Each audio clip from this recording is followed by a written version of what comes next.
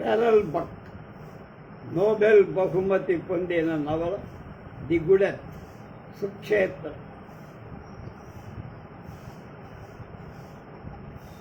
9వ భాగం 2/7/24. 9 అధ్యాయాలయ్యాయి. 10వ అధ్యాయం.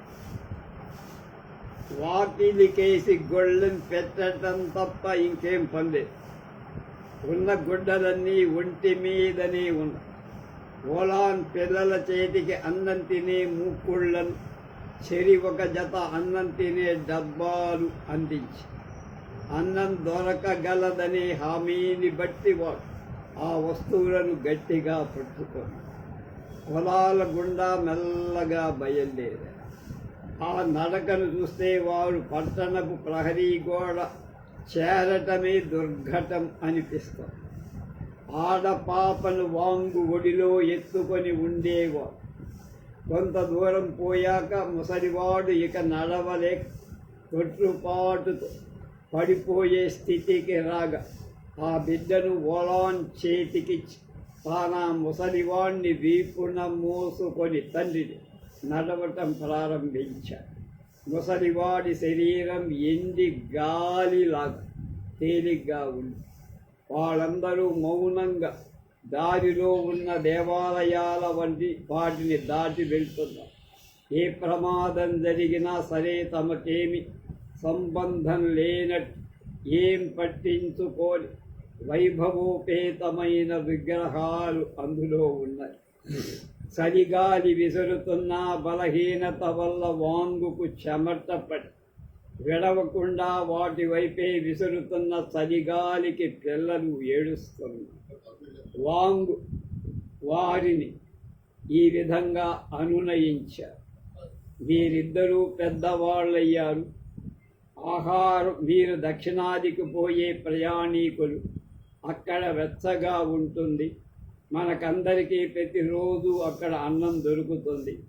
మనకందరికీ ప్రతిరోజు తెల్లటి అన్నం దొరుకుతుంది. మీరు కావలసినంత తినచ్చు అని పాపం ఆశ పెట్టారు.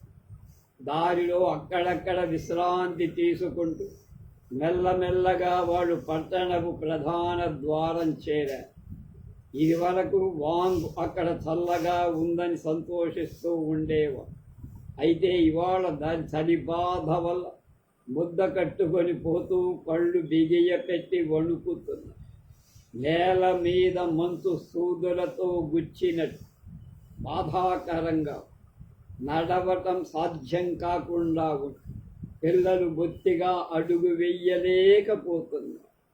ఓలాన్ తన శరీరాన్ని ఈడ్చుకొని పోవటమే కష్టంగా ఉంటే పిల్లలు కూడా ఎత్తుకొని చాలా కష్టపడి నడుస్తూ ఉంది. వాంగు తండ్రిని మోసుకొని ఎంతో కష్టం మీద ఊరి వాకిట్లో దించి మళ్ళా వచ్చి అకస్మాత్తుగా ఒక్కొక్క పిల్లవాణ్ణి ఎత్తుకొని అక్కడ దించి వచ్చారు.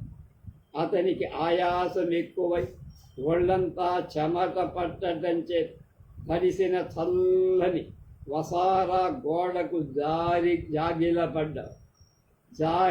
గిలపడ్డా. ఆయాసంతో రొప్పుతున్నాడు వాంగ్. కన్నులు మూతపడ్డాయి. ఓలాను తండ్రి పిల్లలు అతని దగ్గరే ఉడుకుతూ ఉన్నారు. ఎంత బీభత్సమైన దృశ్యం మన కళ్ళ ముందు పెట్టిందో తెరపక్తో. వాళ్ళిప్పుడు హాంగుల ఇంటి దగ్గరున్నారు. గేటుకు భద్రంగా తాళం వేసింది. ఇనప వాకిళ్ళు ఎత్తుగా ఉన్నాయి. వాకిటికి ఇరువైపులా 2 పెద్ద బూడిద రంగు గల రాతి సింహాలు నిలబెట్టారు.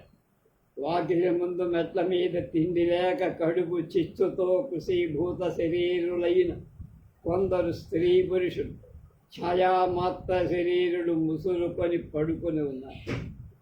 దుఃఖపూరితమైనటువంటి తన చిన్న గుంపుతో కూడా వేంగ అక్కడికి రాగానే అక్కడి వారిలో ఒకడు గద్గద స్వరంతో, దేవుడి వలనే ఈ ధనికులకు రాతి గుండలి, వీళ్ళ దగ్గర దండిగా బియ్యం ఉన్నాయి, కానీ వాడు బియ్యం తినరు, దాని నుండి సారా తయారు చేసి తాగుతారు. మనం ఈ విధంగా పస్తుపడి వస్తున్నాం. అన్నాడు ఇంకొకడు. నాకే కొంచెం చేతిలో బలం ఉంటేనా వీళ్ళ కొంపకంతా అగ్గి పెట్టేవా, నన్ను ఆ మంటల్లో వేసి కాల్చినా సరే వీళ్ళిల్లు నాశనం కాను అని తిట్టేశారు. ఈ మాటలన్నీ వినిపించుకోకుండా వాంగ్ ఊరికి దక్షిణంగా నడిచి వెళ్ళిపోతాడు. ఊరి వీధుల గుండా దక్షిణానికి వాళ్ళు నడిచి వెళ్ళారు.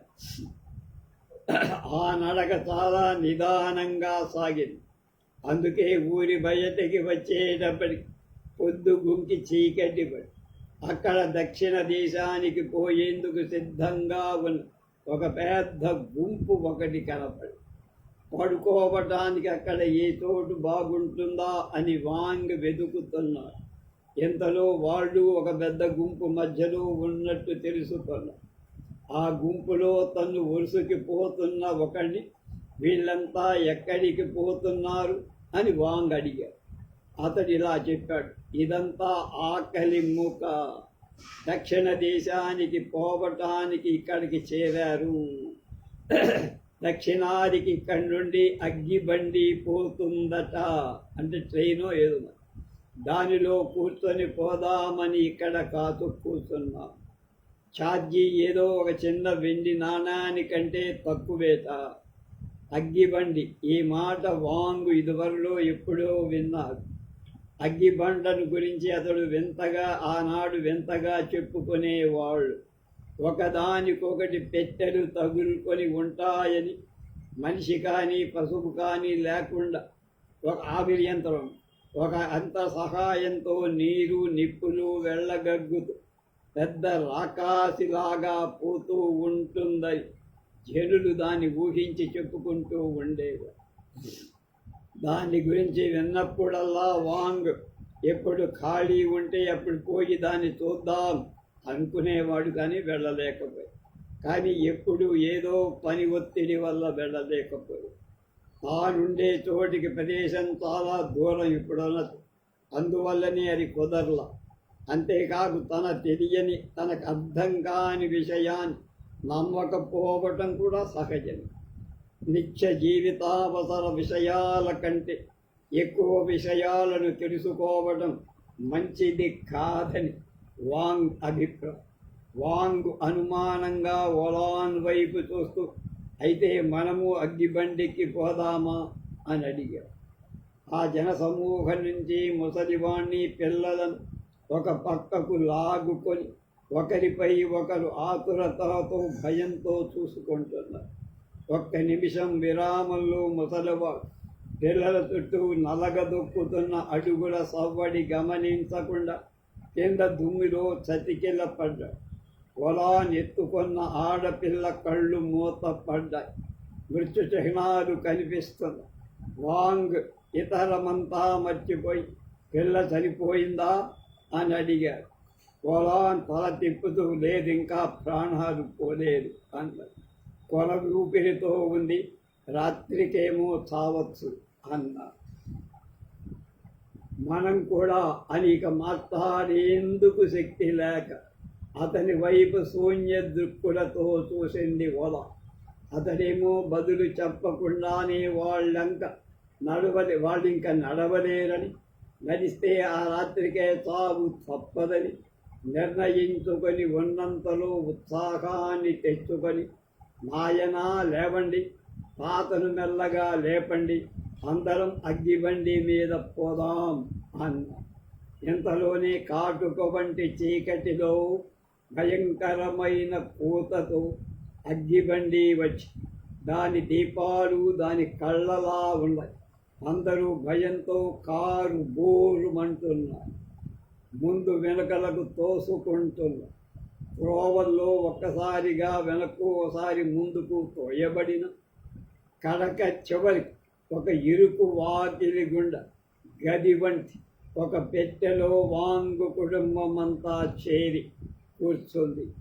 ఎడతెరిపి లేని కోతలు మధ్య ఆ బండి గాఢాంధకారాన్ని చీల్చుకొని పరిగెత్తిపోతోంది. ఎక్కడికి చేస్తారు, ఏం జరుగుతుంది అనేది రేపు తెలుసుకుందాం.